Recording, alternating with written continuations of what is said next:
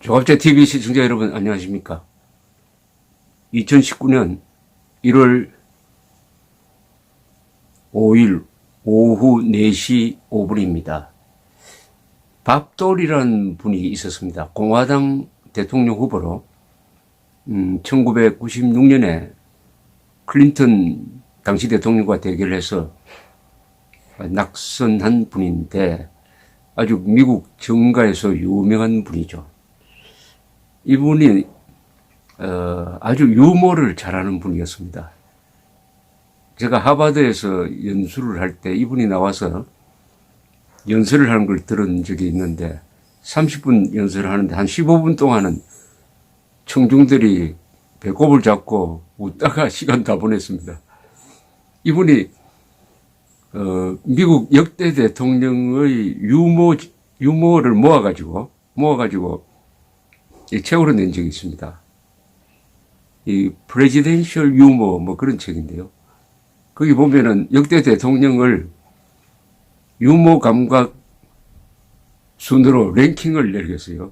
제가 지금 기억하기는 1등이 링컨 대통령이었습니다. 링컨이 가장 유머 감각이 뛰어난 분이고 2등은 레이건 대통령, 3등이 아마 프랭클린 루즈벨트 대통령으로 기억되는데요. 그 랭킹을 쭉 읽어보면 아주 묘한 걸 발견합니다. 성공한 대통령일수록 유머 감각이 뛰어나는 것으로 랭킹이 되어 있었습니다. 유머 감각이 좀 약한 대통령은, 카드 대통령도 유머 감각이 좀 약한, 트럼프 대통령은 글쎄요, 그걸 유머라고 봐야 될지 욕설로 봐야 될지 그 경계선이 좀 애매한데 일단 사람들을 웃기는 이야기는 좀 많이 하는 편입니다. 그러나 그 수준이 좀 낮죠. 우리나라 대통령 중에는 단연 전두환 대통령이 유머 감각이 1등입니다. 이분의 발언을 당시에 공보비서관이시던 김성익 선생이 쭉 정리한 책이 있습니다. 전두환 육성정언이라는 책인데 제가 편집장을 하던 월간조선에서 발간을 했습니다만은 그걸 읽어보면은 군데 이분의 아주 적절한 이 유머라는 것은 그 타이밍과 장소에 맞아야 합니다. 그래서 유머를 하는 코미디언이 가장 스트레스가 심하다고 그래요. 유머를 탁 던졌는데 청중들의 반응이 없으면 얼마나 스트레스 받겠습니까? 그만큼 이 타이밍의 예술입니다, 사실. 아주 이 전두환 대통령은 유머가 뛰어난 분입니다. 그게 몸에 붙어가지고. 그러면 그 유머가 뛰어난 만큼 성공했나? 저는 전두환 대통령은 우리 역사에서 랭킹 3등으로 기록될 거라고 생각합니다. 이승만, 박정희, 전두환. 이분이 1986년에 장관 그리고 당시 민정당 고위 당직자들 모인 자리에서 구수한 이야기를 한 걸 제가 소개를 해드리겠습니다. 여기 절이 나오고 수도원이 나오고 마지막에 청와대가 나옵니다. 내가 사단장 할 때 전북 덕유산에 있는 안국사에 훈련 때문에 가서 하룻밤 잔 일이 있습니다. 우리가 거기서 훈련하는데 스틸웰 장군이 온다고 해서 내가 손님 맞이하는 준비 때문에 미리 갔었어요. 절벽으로 둘러싸인 큰 절이었어요. 이 다음에 군대를 그만두면 여기 와서 수양하든지 글을 썼으면 하고 생각했었습니다. 주지 스님 이름이 편주 스님이었는데 내가 그날 꽃으로 담근 약수를 마시고 새벽 1시에 잤어요. 새벽 3시에 일어나서 불공을 들이는 바람에 깨었습니다. 내가 절에서 잔 게 그게 평생 처음이었습니다. 내가 보안사령관 때 가톨릭 칼멜 수녀원에 집사람과 함께 간 일이 있었습니다.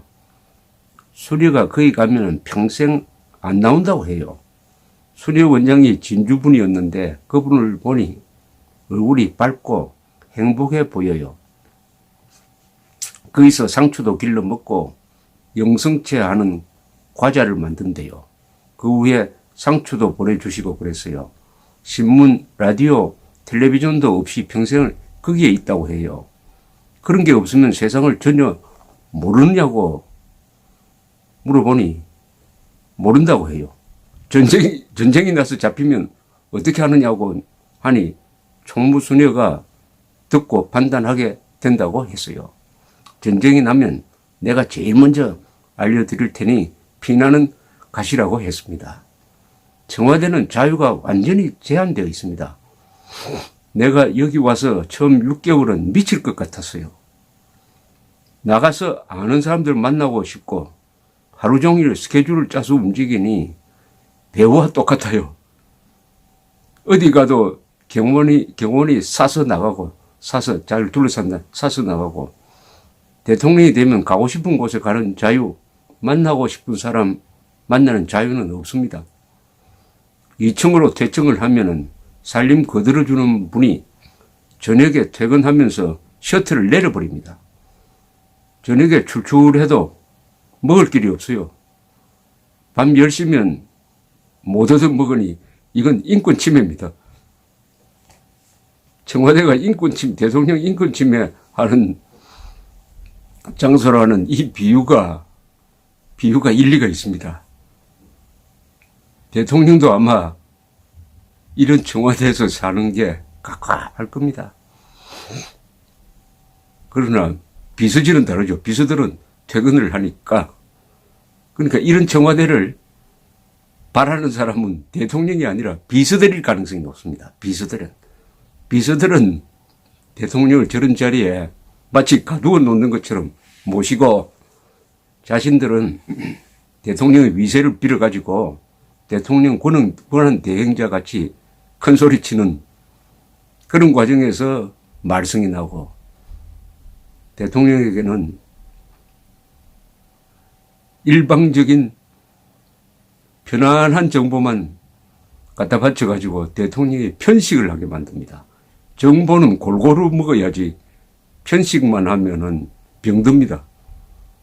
음식을 편식하면은 병드는 것과 마찬가지죠. 사절, 순회원, 청와대에 대한 전두환 대통령의 절묘한 비유였습니다. 감사합니다.